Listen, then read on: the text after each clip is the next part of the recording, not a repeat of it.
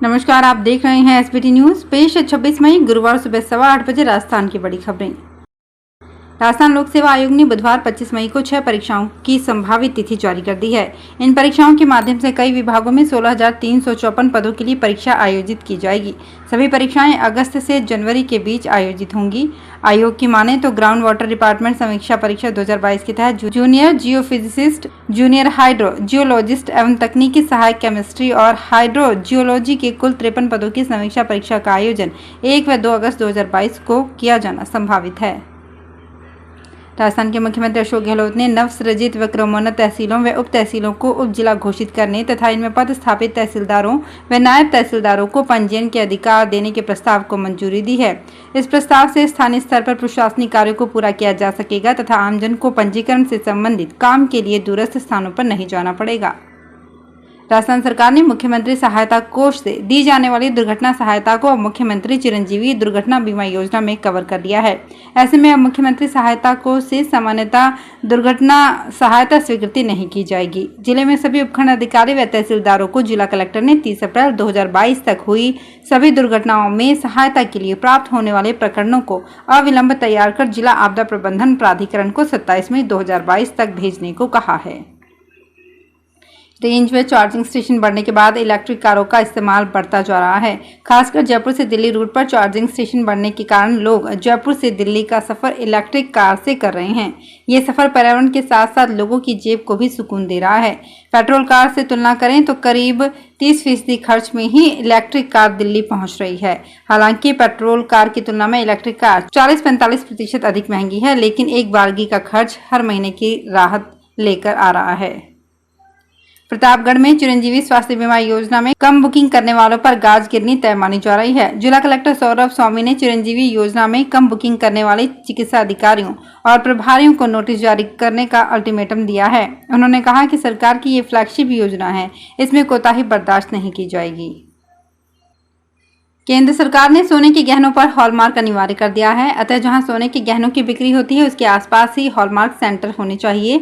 लेकिन BIS ने आदेश जारी कर दिया है कि प्रदूषण नियंत्रण बोर्ड की NOC के बिना शहर में हॉलमार्क सेंटर्स का संचालन नहीं किया जा सकता।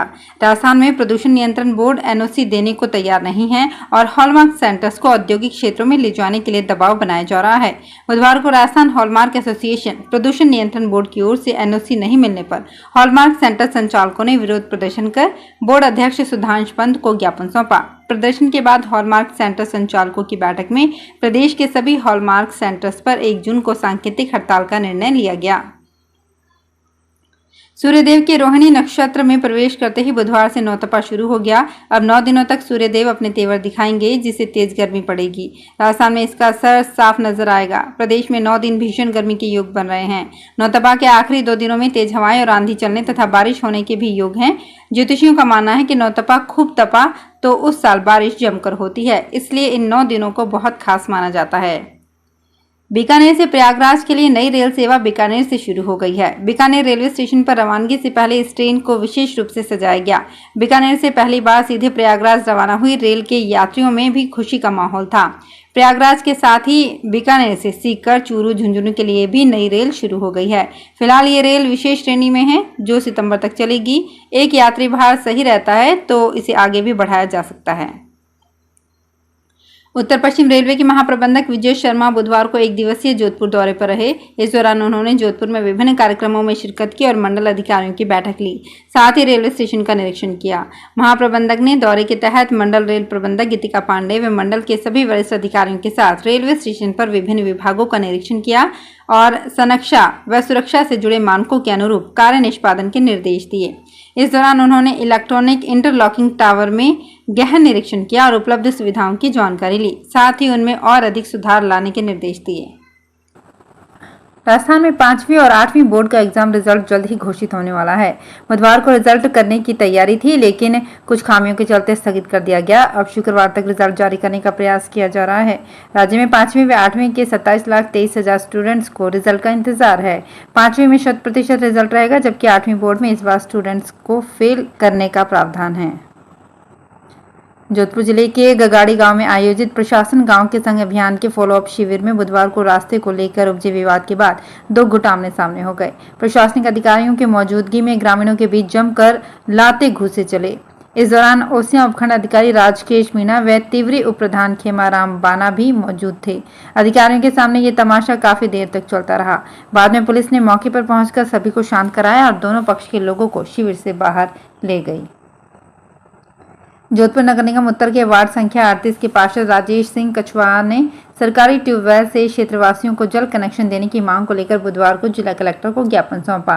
उन्होंने ज्ञापन में बताया कि गुलाब सागर में बाबा रामदेव मंदिर के सामने ऊंचाई पर करीब 60 लोगों का निवास स्थान है। यहाँ पर बिल्कुल पानी नहीं आ रहा है, जिससे क्षेत्रवासी अत्यधिक परेशान हैं।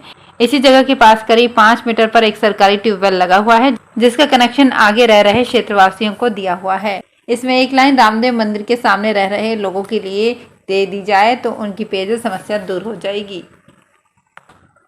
जोधपुर में शौरकार संस्था द्वारा बनाए गए सैन जयंती के आयोजन में पुलिस प्रशासन ने पूरा सहयोग प्रदान किया था। इसको लेकर संस्था ने एक नई पहल करते हुए police commissioner Navjyoti Gogoi, ACP Prem Dhandev और अन्य पुलिस अधिकारियों को स्मृति चिन्ह व प्रमाण पत्र देकर सम्मानित किया। देश के कई राज्यों के मुख्यमंत्री नई दिल्ली के जनता क्लिनिक को अवलोकन कर अपने राज्य में इसे रोल मॉडल के रूप में लागू करने की मंशा जता चुके हैं। इसी तर्ज पर राजस्थान सरकार ने प्रदेश के सभी 33 जिलों में करीब 350 जनता क्लिनिक खोलने की घोषणा की थी। 12 जिले के लिए बजट में 12 अंता, मांगरोल व छपरा शहरी क्षेत्रों में 7 जनता क्लिनिक खोलने का भी प्रावधान किया गया था, लेकिन 2 वर्ष से भी अधिक की अवधि के बाद जिले में एक भी जनता क्लिनिक शुरू नहीं हुआ। चिकित्सा एवं स्वास्थ्य विभाग के आधिकारिक सूत्रों का कहना है कि आर्थिक सहयोग के लिए एक भी दानदाता आगे नहीं आ रहे हैं और सरकार की ओर से अलग से कोई बजट उपलब्ध नहीं कराया गया है। लोकसभा स्पीकर ओम बिरला बुधवार को अपने एक दिन के जयपुर दौरे पर रहे। उन्होंने कई कार्यक्रमों में शिरकत की। बिरला सुबह नई दिल्ली से हवाई मार्ग से रवाना होकर जयपुर पहुंचे, जहां उनका गर्मजोशी के साथ स्वागत किया गया। इसके बाद वे जयपुर एयरपोर्ट से निकलकर सीधा राजभवन पहुंचे। राजभवन में भाजपा के वरिष्ठ नेता घनश्याम तिवारी सहित कई लोगों ने मुलाकात की। बिरला ने सबसे पहले दोपहर में एक होटल में युवा उद्यमियों से संवाद किया और उनसे कई अनुभव शेयर किए। तो फिलहाल इस बुलेटिन में इतना ही, फिर हाजिर होंगे कुछ और बड़ी खबरों के साथ। एसबीटी न्यूज के और भी वीडियोस को देखने के लिए हमारे चैनल को सब्सक्राइब करें और नोटिफिकेशन पाने के लिए बेल आइकन को प्रेस करें।